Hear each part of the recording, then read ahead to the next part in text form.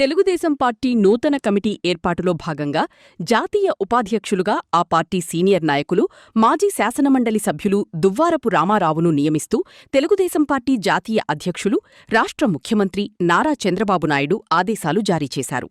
ఈ సందర్భంగా నూతనంగా జాతీయ ఉపాధ్యక్షులుగా నియమితులైన దువ్వారపు రామారావును మంగళగిరిలో పలువురు బీసీ సంఘం నాయకులు కలిసి శాలువాలతో సత్కరించి పుష్పగుచ్ఛాలను అందజేసి శుభాకాంక్షలు తెలియజేశారు. ఈ కార్యక్రమంలో రజక సంఘం అధ్యక్షులు కానుగంటి శ్రీనివాసరావు, నాయకులు రాచకొండ వెంకటేశ్వరరావు, నీలం శివకృష్ణ, కంబాల పూర్ణచంద్రరావు, పలువురు బీసీ సంఘాల నాయకులు పాల్గొన్నారు. ముందుగా జాతీయ వర్కింగ్ ప్రెసిడెంట్గా ఎన్నిక కాబడిన గౌరవనీయులు యువగలం ప్రతినిధి ప్రీతమ నాయకులు శ్రీ నారా లోకేష్ బాబు గారికి ప్రత్యేకంగా హృదయపూర్వకంగా అభినందనలు తెలియజేస్తూ, మరి తెలుగుదేశం పార్టీ పరంగా ఎప్పుడు కూడా బీసీలతో మమేకమైంది.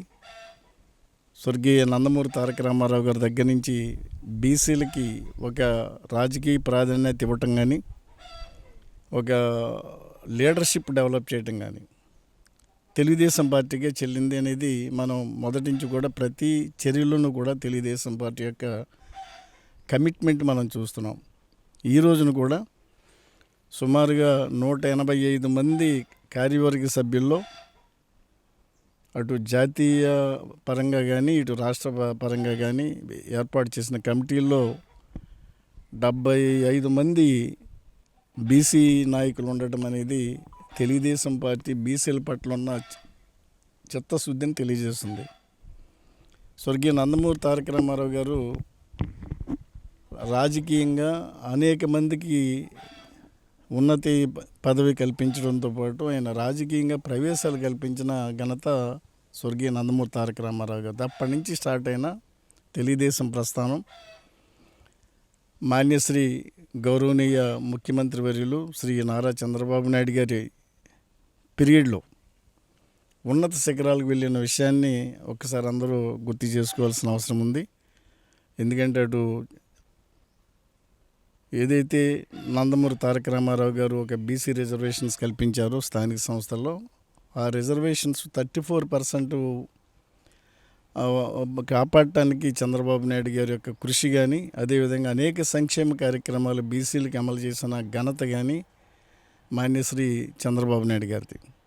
ఈ రోజున నాకు ఒక ఉన్నతమైన బాధ్యతలు అప్పచెప్పి జాతీయ స్థాయిలో ఉపాధ్యక్షునిగా పార్టీ పరంగా నియమించటం అనేది తెలుగుదేశం పార్టీ బీసీల పరంగా ఒక గౌరవాన్ని ఇచ్చిందని నేను వారికి హృదయపూర్వకంగా చంద్రబాబు నాయుడు గారికి, నారా లోకేష్ బాబు గారికి హృదయపూర్వకంగా బీసీలందరి తరపున కూడా కృతజ్ఞతలు తెలియజేస్తున్నాను. ఇప్పుడు చూసాము 2014-19 మధ్యకాలంలో తెలుగుదేశం పార్టీ అధికారంలో ఉండగా, ముఖ్యమంత్రిగా చంద్రబాబు గారు ఉండగా అనేక సంక్షేమ కార్యక్రమాలు మనం చూసాం. బీసీ సప్లాన్ దగ్గర నుంచి బీసీలకు సంబంధించి ఆదరణ పనిముట్లు కానీ, లేకపోతే కమ్యూనిటీ హాల్స్ కానీ, సామాజిక భవనాలు కానీ అనేక కార్యక్రమాలు చేపట్టడంతో మోస్ట్ బ్యాక్వర్డ్ క్లాసెస్కి ఒక గుర్తింపు తీసుకొచ్చిన వ్యక్తి ముఖ్యమంత్రి చంద్రబాబు నాయుడు గారు. మరి ఇప్పుడు చూస్తే 2024లో ఏదైతే కూటమి ప్రభుత్వం అధికారంలోకి వచ్చిందో, కూటమి ప్రభుత్వం వచ్చిన తర్వాత మరలా ఇప్పుడున్న ఆర్థిక వ్యవస్థ చిన్నాభిన్నమైన ఈ పరిస్థితుల్లో మరియు సంక్షేమాన్ని, అభివృద్ధిని పట్టాలెక్కించడంలో చంద్రబాబు నాయుడు గారి యొక్క కృషి కానీ, లోకేష్ బాబు గారి యొక్క కృషి కానీ మనం చూస్తున్నాం. ఆర్థిక వ్యవస్థను చక్కదిద్దడం పాటు అనేక కమ్యూనిటీస్ని ప్రయారిటీ బేసిస్గా తీసుకుని ఏదైతే బీసీ డిక్లరేషన్లో పొందుపరిచారో ఒక్కొక్క సామాజిక వర్గాన్ని తీసుకుని అనేక రాయితీలు కల్పించడంలో కూటమి ప్రభుత్వం ముందుందని నేను ఘంటాపథంగా చెప్తున్నాను. అటు మత్స్యకార సామాజిక వర్గం కానీ, ఇటు చేనేత సామాజిక వర్గం కానీ, నాయి బ్రాహ్మణ సామాజిక వర్గం కానీ, గౌడ చెట్టిబల్య సామాజిక వర్గం కానీ, వీటన్నిటికీ ఒడ్డెర ఈ మధ్యకాలంలో మనం చూసాం. ఒడ్డెర సామాజిక వర్గానికి ఏదైతే బీసీ డిక్లరేషన్లో పొందుపరిచారో అవన్నిటిని కూడా రాయితీలు కల్పిస్తూ ఆ సామాజిక వర్గాలను ప్రయారిటీ బేసిస్ మీద ఒక ఉన్నత స్థితికి తీసుకెళ్ళడానికి ముఖ్యమంత్రి చంద్రబాబు నాయుడు గారు, లోకేష్ బాబు గారు అనేక చర్యలు తీసుకుంటున్నారు. నేను ఒక సందర్భంలో నారా లోకేష్ బాబు గారికి బీసీలందరూ కూడా కృతజ్ఞతలు తెలియజేయాల్సిన అవసరం ఉంది. ఏంటంటే 2019-24 మధ్యకాలంలో బీసీ సాధికారిక సమితులు ఒక 60 సాధికార సమితులు ఏర్పాటు చేయడంలో ఆయన యొక్క కృషి కానీ ఆయన తీసుకున్న శ్రద్ధ కానీ చూసినట్టయితే ప్రతి సామాజిక వర్గానికి లోకేష్ బాబు గారు ఎంత ప్రాధాన్యత ఇచ్చారో మనం అందరూ కూడా తెలుసు. ఈ రోజున ప్రతి వర్గానికి కూడా గుర్తింపు వచ్చింది. 24లో కూడా కూటమి ప్రభుత్వం వచ్చిన తర్వాత అనేక సంక్షేమ కార్యక్రమాలు ఈ రోజున బీసీలకు అమలవుతున్నాయి. అదేవిధంగా బీసీ బడ్జెట్లు ఈ సంవత్సరం చూసినట్టయితే 25-26 బడ్జెట్కి సంబంధించి సుమారుగా 50,000 కోట్ల పైగా బీసీలకి బడ్జెట్లో పొందుపరిచి బీసీ సప్లాన్తో పాటు అనేక కార్యక్రమాలు చేయడానికి కూటమి ప్రభుత్వం ఈ రోజున సంయుక్తమవుతుందని తెలియజేయడానికి చాలా ఆనందిస్తున్నాను. మరొకసారి నాకు ఏదైతే ఈ బాధ్యతలు చెప్పానో ఇంతకుముందు రాష్ట్ర ప్రధాన కార్యదర్శిగా ఉన్నాను, అదేవిధంగా శాసనమండలి సభ్యునిగా ఉన్నాను. నాకు ఇప్పుడు ఒక పదవిని ఎలివేట్ చేయడం ద్వారా ఉపాధ్యక్ష జాతీయ స్థాయిలో బాధ్యతలు అప్పచెప్పడం కూడా నాకు ఎంతో గౌరవాన్ని ఇచ్చిన గౌరవ ముఖ్యమంత్రి గారు, ప్రీతం నాయకులు, ఆయనకు హృదయపూర్వకంగా నేను ధన్యవాదాలు తెలియజేస్తూ ఆయన నాయకత్వంలో పనిచేయటం ఒక అదృష్టంగా భావిస్తున్నాం. చాలా గర్వంగా కూడా ఫీల్ అవుతూ ఉంటాం. ఎందుకంటే ఆయన ఒక స్టేట్స్మన్, దార్శనికుడు, ఒక విజనరీ లీడర్. అటువంటి నాయకత్వంలో పనిచేయటం అనేది మా అందరి అదృష్టం. ఇక నారా లోకేష్ బాబు గారి యొక్క పనితనం మీరు అందరూ కూడా చూస్తున్నారు. ఈ మధ్యకాలంలో ఆయన జాతీయ స్థాయిలో అనేక రాజకీయ అంశాల్లో ఆయన యొక్క చాకచక్యం కూడా మనం చూస్తున్నాం. మొన్న అమరావతి బిల్లు చట్టబద్ధత పొందటంలో కూడా ఆయన యొక్క రోల్ మనం అందరూ చూశారు.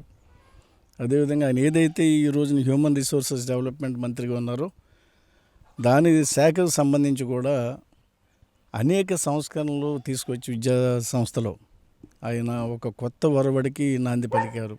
ఈ రోజున పాలిట్ బ్యూరోలో గ్రామస్థాయి నాయకులకి అవకాశాలు కల్పించడం ద్వారా ఆయన యొక్క ఆలోచనలు మనం ఒక్కసారి అర్థం చేసుకున్నట్టయితే పార్టీకి కొత్త రూపు తీసుకురావడంలో ఆయన పడుతున్న శ్రమ కానీ మనం అంతా కూడా చూస్తున్నాం. మేము కూడా మాకు ఇచ్చిన గౌరవాన్ని నిలబెట్టుకుంటూ రాబోయే రోజుల్లో పార్టీని మరింత బలోపేతం చేయడంలో ఎప్పుడూ కూడా తెలుగుదేశం పార్టీలో ముందుండి నడుస్తామని చెప్పి, అదేవిధంగా మాకు బీసీల పరంగా ఏదైతే బాధ్యతలు అప్పచెప్పారో బీసీలని సంఘటితపరచడంలో పార్టీ పరంగా మరింత కృషి చేస్తామని తెలియజేస్తూ హృదయపూర్వకంగా గౌరవ మాన్యశ్రీ ముఖ్యమంత్రి గారికి, శ్రీ నారా లోకేష్ బాబు గారికి హృదయపూర్వకంగా బీసీల పరంగా కృతజ్ఞతలు తెలియజేస్తున్నాను. నమస్కారం. చంద్ర యాదవ్ ఆయన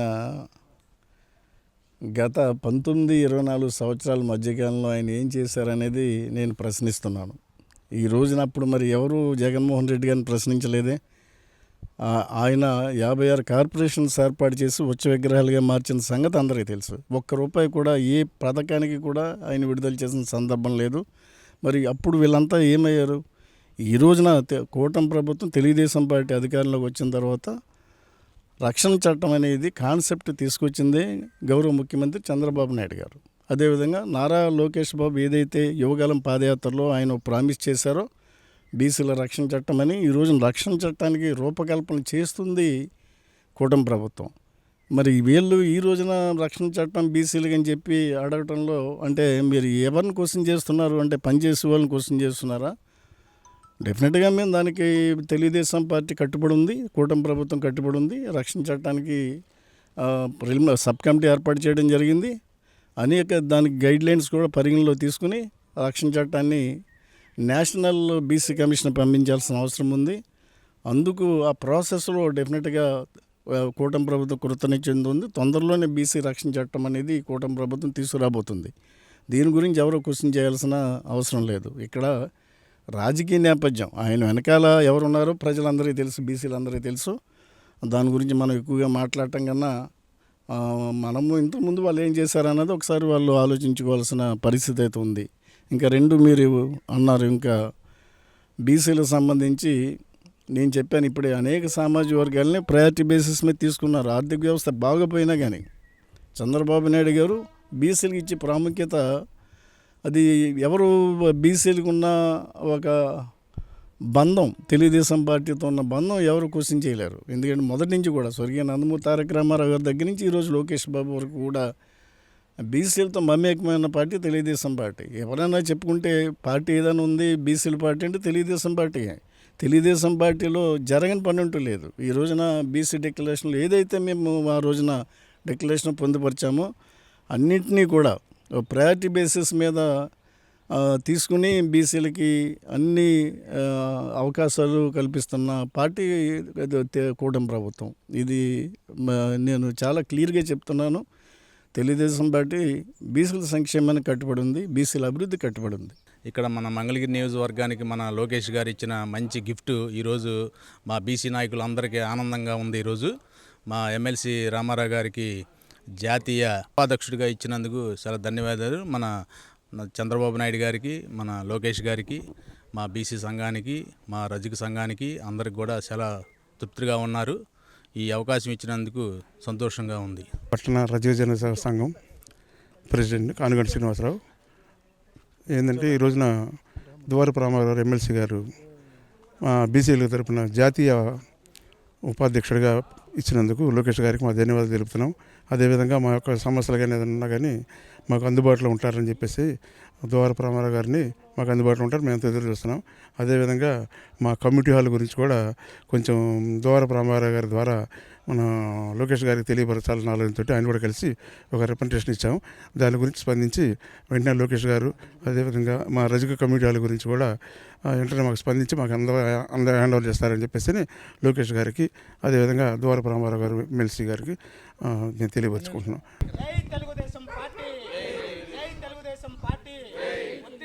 చంద్రబాబు నాయుడు గారి నాయకత్వం, వద్దిల్లాలి చంద్రబాబు నాయుడు గారి నాయకత్వం, వద్దిల్లాలి లోకేష్ గారి నాయకత్వం, వద్దిల్లాలి లోకేష్ గారి నాయకత్వం, వద్దిల్లాలి లోకేష్ గారి నాయకత్వం, వద్దిల్లాలి చంద్రబాబు గారి నాయకత్వం, బీసీల ఐక్యత.